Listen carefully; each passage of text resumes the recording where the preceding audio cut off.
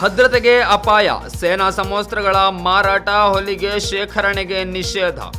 ಜಮ್ಮು ಕಾಶ್ಮೀರದ ಕಿಶ್ತ್ವಾರ್ನಲ್ಲಿ ಆದೇಶ ಜಾರಿಗೆ. ಪಹಲ್ಗಾಮ್ನಲ್ಲಿ ನಡೆದ ಭೀಕರ ಭಯೋತ್ಪಾದಕ ದಾಳಿಯ ಬಳಿಕ ಜಮ್ಮು ಮತ್ತು ಕಾಶ್ಮೀರದಲ್ಲಿ ಭದ್ರತಾ ಕ್ರಮಗಳನ್ನು ಕಟ್ಟುನಿಟ್ಟುಗೊಳಿಸಲಾಗಿದೆ. ಕಿಶ್ತ್ವಾರ್ ಜಿಲ್ಲೆಯ ಸೇನೆಯ ಸಮವಸ್ತ್ರಗಳು, ಯುದ್ಧ ಮಾದರಿಯ ಉಡುಪುಗಳ ಮಾರಾಟ, ಹೊಲಿಗೆ ಮತ್ತು ಶೇಖರಣೆಯನ್ನು ನಿಷೇಧಿಸಿ ಅಧಿಕಾರಿಗಳು ಆದೇಶ ಹೊರಡಿಸಿದ್ದಾರೆ. ದೇಶ ವಿರೋಧಿ ಶಕ್ತಿಗಳಿಂದ ದುರ್ಬಳಕೆಯಾಗುವ ಅಪಾಯ ಇರುವ ಹಿನ್ನೆಲೆಯಲ್ಲಿ ಕಿಶ್ತ್ವಾರ್ ಉಪ ಆಯುಕ್ತ ರಾಜೇಶ್ ಕುಮಾರ್ ಶವನ್ ಈ ನಿಷೇಧವನ್ನು ಜಾರಿಗೊಳಿಸಿದ್ದಾರೆ.